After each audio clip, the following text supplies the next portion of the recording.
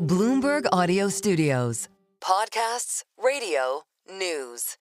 I'm outside of Durban in South Africa for the convening of the finance ministers of the G20 and the central bank governors, really sort of overshadowed in large part with a lot of the macro developments in the world, namely Trump's trade war, but also his questions about Fed independence and the potential shockwaves that could send across the planet in terms of global financial stability. And of course, this question of multilateralism and its future in the absence, seemingly, of the United States. And we're very pleased to be joined now by Mathias Cormann, who is the Secretary General of the OECD and who's got a pretty unique view in terms of the picture for sort of the global growth at the moment and all of the risks that are sort of that are being posed to it.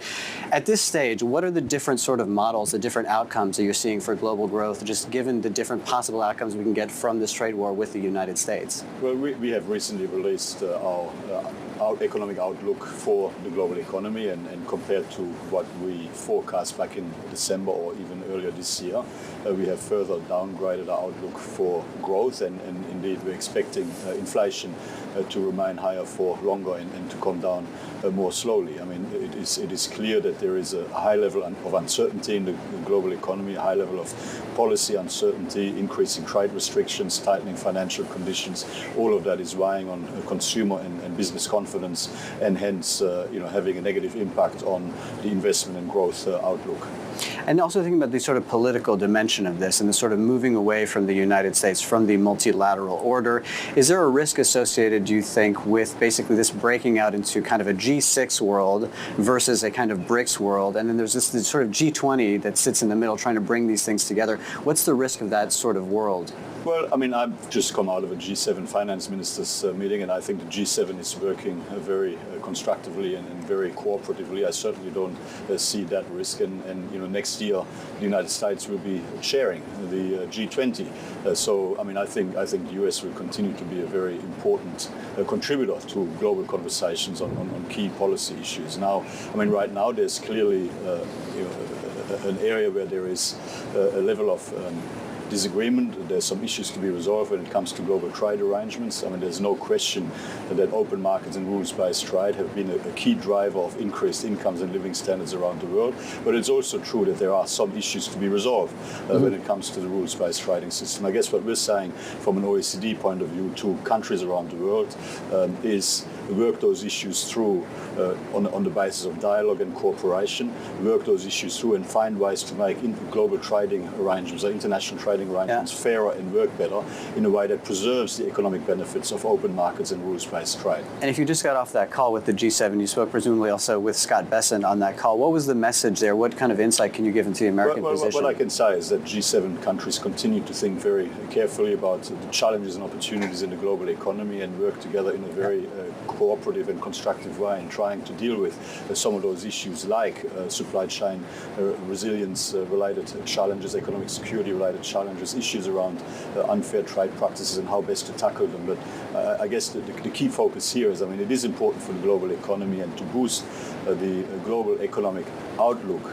to as quickly as possible, restore policy certainty, as well as dealing with some of the structural challenges in front of us. And you're not just an observer of the global economy, you're also a participant in some of the initiatives, namely the global minimum tax initiative that has been sort of launched a few years ago, had a lot of momentum under Biden, had lost some of that momentum under Trump with some carve-outs for the United States. I'd like to get an update from you on where we stand with that today. Well, I mean, that's not quite right the way you framed it. I mean, the United States has had a global minimum tax in place for some time. It was introduced under the first Trump administration, and the OECD global minimum tax, which is now being legislated or is in the process of being legislated by 67 countries around the world, and more countries coming on board, is also a reality. So what's been happening is that at the G7, again, I mean, there have been a lot of conversations about how to manage in the most appropriate way a side-by-side arrangement between the US version of the global minimum tax and the global minimum tax, which was negotiated through the OECD G20 inclusive framework. And I mean, the United States continues to be subject to key aspects of the OECD G20 version of the global minimum tax, but there are also some pragmatic approaches to ensure that there is not an unnecessary level of double level up when it comes to the imposition of global minimum tax arrangements. So I guess there was a concern after this G7 meeting, and there was a bit of a carve-out that there was a two-tiered system where the United States would play by slightly different rules. So are you saying that that has basically not altered in any way the participation of other countries? We heard from Friedrich Merz yesterday saying that the system was no longer appropriate, that they had to be revisited. We had that walked back a bit by the finance minister.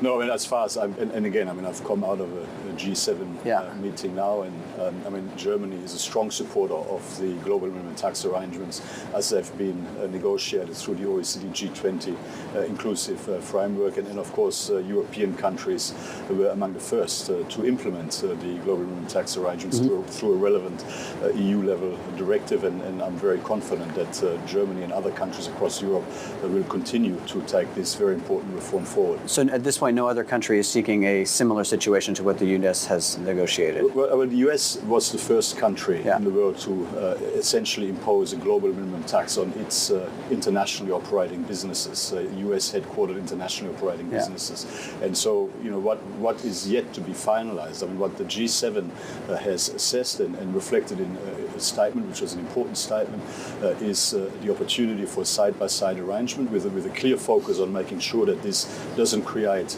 new risks of bias erosion and profit shifting, that it does preserve a level playing field, and the US continues to be engaged through the OECD processes, but to come up with a pragmatic side-by-side arrangement that helps to preserve the policy objectives, which is to make the international tax arrangements fair and work better, to preserve the tax basis for governments, but to also provide certainty for business in terms of the way international tax arrangements operate. So we're preserving the policy objectives, but we're coming up with a pragmatic way, and that is the discussion now that will happen in the broader inclusive framework on how the US system and the OECD G20 system can operate in a complementary way, the most appropriate way possible. And the OECD itself is also one of the great pillars of these multilateral organizations, trying to bring countries together to cooperate economically. Of course, the United States is also is the largest funder of that, and there's been some doubt about the U.S.'s commitment to these sort of initiatives. Are you confident the United States will remain a supporter of the OECD and that funding will keep flowing? Look, I mean, I can't speak for the United States, but you're right. I mean, the United States is an incredibly important founding member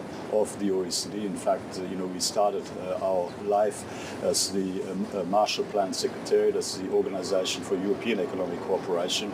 The OECD is very much a US diplomatic foreign policy success story, and all of my interactions with the US government, with US business and with stakeholders in the United States is that there is very strong support for the work we do, bringing together like-minded market-based democracies from around the world, focusing on policy best practice and development of best practice standards.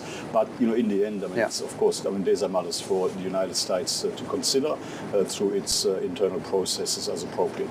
Mathias Cormann, thank you so much for your time here on the sidelines of the G20 meeting. Outside of Durban, South Africa, there is sort of continued support for that initiative, the global minimum tax, that came into a little bit of doubt after the United States wanted some amendments to it, seemingly moving forward with the support seemingly also of the Germans, where there was a little bit of doubt as well.